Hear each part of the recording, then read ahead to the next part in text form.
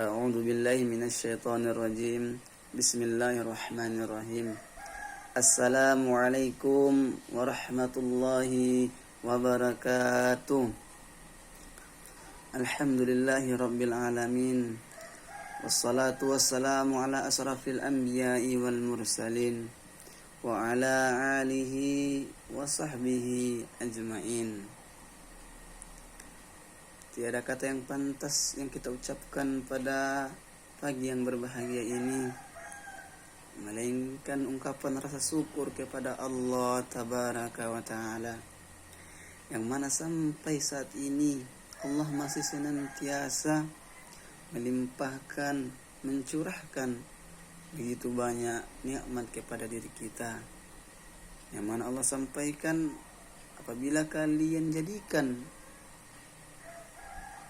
ranting pohon sebagai penanya dan lautan menjadi tintanya, niscaya lautan akan kering, sedangkan nikmat-nikmat yang Allah berikan kepada kita belum selesai kita mencatatkannya, menuliskannya. Kenapa? Karena begitu banyaknya karunia yang diberikan Allah kepada kita. Untuk itu, marilah kita menjadi orang-orang yang pandai bersyukur. Allah selalu mengingatkan, la in sakartum la azidannakum wa la in kafartum inna adzabi lasyadid. Jika kalian bersyukur, kata Allah, atas apa yang Allah berikan, niscaya Allah akan tambah nikmatnya. Tapi sebaliknya, jika kalian kufur, maka azab Allah yang sangat pedih. Maka kata para ulama, apa makna syukur atas nikmat yang Allah berikan kepada kita? Jadi makna syukur yang kita buat dalam hidup ini ialah membuat porsi nikmat Allah berikan sebagaimana fungsinya. Contohnya mata, maka gunakanlah mata yang Allah berikan ini hanya untuk melihat, tidak sampai untuk melihat, tapi melihat yang baik-baik. Allah beri kita tangan, maka pergunakanlah dia untuk di jalan dakwah, untuk mengetik atau di sosial media mengingatkan kerabat karib kita tentang kehidupan dunia ini. Allah berikan kita kaki untuk melangkah, maka langkahkanlah dalam kebaikan, langkahkan dalam menuntut ilmu, langkahkanlah ke dalam masjid. Maka apabila selama ini seluruh anggota tubuh yang ada sekitar kita ini kita gunakan untuk ketaatan, kita gunakan untuk beribadah kepada Allah, insya Allah kita termasuk orang-orang yang bersyukur, dan insya Allah Allah akan menambahkan nikmatnya kepada kita. Tapi justru sebaliknya, apabila mata yang Allah berikan ini, lisan yang Allah berikan ini, tangan yang Allah berikan ini hanya untuk kemaksiatan, lisan ini hanya untuk mencerca, mencari keburukan, memfitnah saudara, mata ini hanya melihat keburukan, kaki ini dilangkahkan untuk kemaksiatan, maka kita termasuk dalam kategori orang yang tidak bersyukur dan akan mendapat azab Allah. Subhanallah. Salawat beriringkan salam semoga tercurah kepada Rasulullah sallallahu alaihi wasallam, yang mana beliau merupakan pucuk pimpinan umat sedunia, yang mana beliau telah berjuang dengan jiwanya, berjuang dengan seluruh hartanya, meneteskan air mata, meneteskan darah, dianggap orang gila, dianggap tukang sihir, dilempar dengan kotoran. Untuk apa Rasulullah lakukan itu? Hanya untuk mengenalkan dakwah, untuk mengenalkan tauhid, untuk mengenalkan Allah kepada kita. Maka sudah semestinya kita sebagai umat Nabi Muhammad SAW senantiasa terus berjuang, berupaya, khususnya di akhir zaman yang mana fitnah begitu mudah tersebar luas, kemaksiatan, bid'ah yang tidak ada tuntunannya merajalela di sekitar kita. Maka sudah semestinya kita kembali kepada jalan yang apa telah dicontohkan, yang apa disampaikan Rasulullah. Apakah kita sanggup, apakah kita mampu besok melihat Rasulullah di akhirat, sedangkan Rasulullah sekarang masih menunggu kita di telaga surga? Apakah kita mempersiapkan diri sekarang untuk menjemput penantian yang telah ditunggu Rasulullah? Ataukah kita terlena dalam kehidupan? Semoga Allah memberikan kita hidayah yang termasuk nanti orang yang diberikan syafaat oleh Nabi Muhammad SAW. Ma'asyiral muslimin rahimakumullah. Adapun ceramah yang ingin saya sampaikan pada saat yang berbahagia ini ialah tentang zikrul maut, yaitu banyak mengingat kematian. Allah Subhanahu wa taala berfirman dalam Quran surat Ali Imran ayat 183. A'udzu billahi minasyaitonir rajim. Bismillahirrahmanirrahim. Kullu nafsin za'iqatul maut wa innama tuwaffawna ujurakum yaumal qiyamah. Faman juhdiha 'anil nar wa udkhilal jannata faqad faza wa mal hayatud dunya illa mata'ul ghurur. Yang mana artinya tiap-tiap jiwa akan merasakan kematian, dan pada hari kiamatlah pahala kalian akan disempurnakan. Maka barang siapa yang Allah jauhkan dari api neraka dan Allah masukkan ke dalam surga, maka merekalah orang-orang yang beruntung. Dan kehidupan dunia hanyalah permainan. Maka ayat ini merupakan ayat yang sangat agung, yang apabila dibaca dan didengarkan maka akan sanggup membuat mata berkaca-kaca. Yang apabila dibaca didengarkan hati, maka hati ini akan terasa menangis. Apabila dibacakan kepada orang-orang yang lalai, maka ini akan membuatnya sadar bahwa dia akan menjumpai yang namanya kematian. Tapi sayang beribu sayang, khususnya pada zaman sekarang yang di akhir zaman, begitu banyaknya umat manusia yang dilalaikan akan kehidupan dunia. Mereka terperdaya akan kenikmatan yang Allah berikan kepada dia. Mereka tidak sadar atau mereka lupa bahwa dunia ini adalah sementara. Ada suatu perjalanan yang sangat panjang, yang mana perjalanan tersebut sangat begitu banyak rintangan, begitu banyak ujian dan cobaan yang harus kita tempuhi untuk sampai ke tahap tersebut, yaitu yang namanya hari akhirat. Maka ada juga yang akan memutuskan segala nikmat-nikmat yang kita rasakan di dunia ini, yaitu yang namanya kematian. Maka cukuplah yang namanya mati yang menjadi pengingat kita. Coba kita lihat sekeliling kita.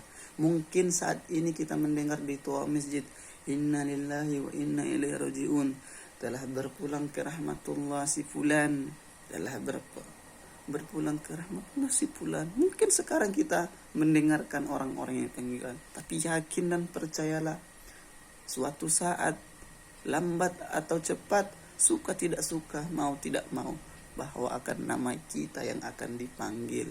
Innalillah, telah berpulang, nama kita yang akan dipanggil. Mungkin kita melihat saudara-saudara kita saat ini diangkat di atas keranda menuju tempat masjid untuk disolatkan, dan kita ikut menyolat. Tapi yakin dan percayalah bahwa suatu saat, lambat atau cepat juga, maka kita juga yang akan disolatkan. Mungkin kita juga melihat saudara-saudara kita dihantarkan ke dalam kuburan, mereka dikuburkan di tempat pemakaman umum. Tapi yakin dan percayalah wahai saudaraku seiman, kelak juga kita juga yang akan dikuburkan di sana, diinjak tanahnya dan dipadatkan, didoakan lalu ditinggalkan. Maka bukankah ini merupakan suatu peringatan, merupakan suatu yang nasihat yang sangat mendalam dalam kehidupan sehari-hari ini. Lantas saudara-saudaraku, ma'asyiral muslimin rahimakumullah, kenapa kita masih terperdaya di atas dunia? Kenapa kita masih lalai dengan jabatan yang Allah berikan? Engkau wahai pemimpin-pemimpin, engkau bangga dengan tingginya pangkat yang kau miliki. Engkau wahai orang-orang kaya yang Allah titipkan harta, engkau bangga dengan banyak harta yang kau miliki. Atau si orang tua bangga dengan anaknya karena seluruh anaknya sukses.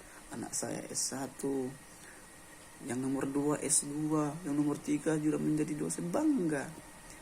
Tapi ketahuilah dan yakinlah, secinta-cintanya seorang suami, sesayang-sayangnya seorang istri pada suami, sesayang-sayangnya seorang ibu sama anak, ketika kita meninggal dunia, dikuburkan di alam barzah, maka yakinlah hanya 3 yang mengikuti kita. Yang pertama ialah harta kita, yang kedua ialah keluarga kita, yang ketiga amal kita. Tapi kita tahu, mungkin kita diantarkan oleh, kalau dia meninggal suami, mungkin diantarkan seorang istri. Maka ketika seorang suami meninggal, mungkin pada saat di kuburan dia menangis, tapi pada saat itu dia pergi meninggalkan. Atau mungkin dia diantar dengan mobil mewahnya, dengan banyaknya hartanya, tapi tidak ada yang tinggal. Ma'asyiral muslimin, hartanya dan seluruh keluarganya meninggalkan dia di alam kubur. Yang tinggal hanyalah amal. Maka yang menjadi pertanyaannya sampai saat ini, khususnya di awal tahun baru ini, sudah cukupkah bekal kita wahai umat muslimin? Wahai orang-orang yang Allah beri akal fikiran, sudahkah cukup amal kita? Jika seandainya, seumpamanya nanti malam, atau mungkin saat ini Allah mencabut nyawa kita, sudah sanggupkah kita berjumpa dengan Allah tabaraka wa ta'ala? Sudah mampukah kita mempertanggungjawabkan seluruh kehidupan ini? Untuk apa masa sehatmu engkau gunakan, kata Allah? Kemana hartamu, dari mana dapatnya? Untuk apa masa mudamu? Apakah hanya untuk bermain bersenda-gurah saja? Apakah hanya untuk itu Allah cipta? Sudah sanggup. Ketika pertanyaan itu ditanyakan dalam hati, dan kita yakin seyakin-yakinnya bahwa pada saat ini masih belum mampu dan belum yakin, ketika saat ini Allah matikan kita, Allah wafatkan kita, belum sanggup untuk berjumpa pada Allah, maka taubatlah. Ikhwanul muslimin. Segera minta ampun kepada Allah tabaraka wa ta'ala sebelum nyawa ini sampai ke tenggorokan, sebelum matahari terbit dari barat, sebelum pintu taubat ditutupkan, sebelum penantian dan perjanjian pengumpulan perhisapan itu dijumpakan di akhirat. Selagi kaki ini mati, masih di atas dunia, masih Allah beri kita kehidupan. Maka untuk kawan-kawanku, khususnya yang usia muda, jangan menunggu masa tua, karena maut tidak memandang usia. Sakit mati, muda mati, yang sehat mati, yang muda mati, semua Allah cabut, tidak tandang bulu.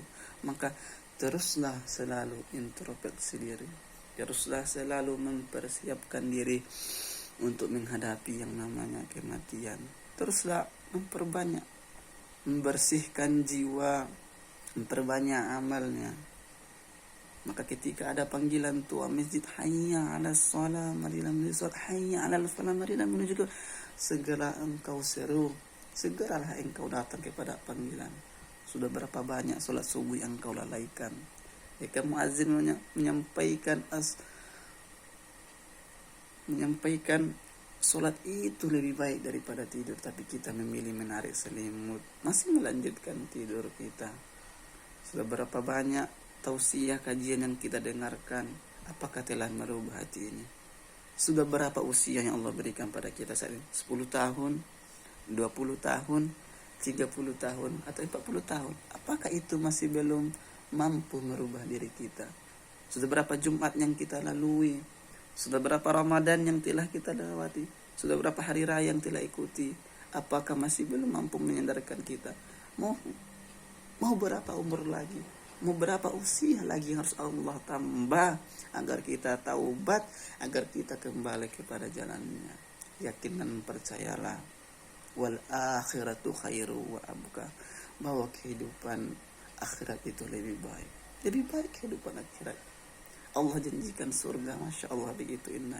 Allah siapkan begitu banyak kemewahan, kemenangan bagi mereka yang sanggup bersabar. Maka untuk itu jadikanlah mati ini sebagai pemutus segala kenikmatan. Jika kita sekarang dalam posisi yang Allah beri begitu banyak nikmat, Allah kasih posisi kekayaan, maka jadikanlah itu rasa syukur kepada Allah. Jadikan itu sebagai batu loncatan untuk lebih mendekatkan diri pada Allah. Jangan terperdaya dengan hartamu, wahai orang-orang kaya yang Allah titipkan harta. Jika sekarang kita dalam keadaan lemah, atau Allah uji dengan rasa kemiskinan, kekurangan, maka jangan bersedih wahai saudara. Itu hanya sementara. Maka tampilkanlah, tunjukkanlah kesabaran. Jangan kemiskinan dan keluh kesah. Tunjukkanlah kesabaran. Karena Allah tidak akan menguji kita, melainkan kita sanggup untuk melewatinya. Karena juga disampaikan dalam sebuah hadis oleh Rasulullah SAW, akan ada nanti orang dicelupkan ke dalam neraka. Siapa yang dicelupkannya? Ialah orang yang semasa hidupnya tidak pernah sama sekali merasakan kesengsaraan. Dalam hidupnya selalu kemewahan, seluruh harta dia yang terkaya. Dalam hidupnya dia tidak pernah merasakan kesedihan, kesulitan. Tapi ketika Allah celupkan dia ke neraka, apakah engkau pernah merasakan namanya nikmat dunia? La, ya Allah, dia tidak pernah merasakan nikmat. Hanya satu kali celupan di akhirat, itu membuatnya hilang, itu membuatnya lupa atas nikmat di dunia yang peroleh. Maka sebaliknya, seorang yang katakanlah dia orang yang paling sengsara di atas dunia, dia yang paling banyak cobaan yang dia terima, dia yang paling miskin, dia yang sering menderita. Tapi ketika Allah celupkan ke dalam surga, maka ditanya oleh Allah, pernahkah kamu merasa kesusahan wahai hambaku? Tidak ya Allah, tidak pernah. Padahal dulu semasa hidupnya dia selalu menderita.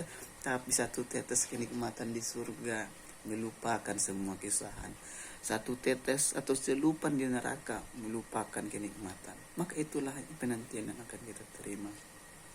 Maka untuk itu, ma'asyiral muslimin rahimakumullah, teruslah perbanyak amal, perbanyak bekal.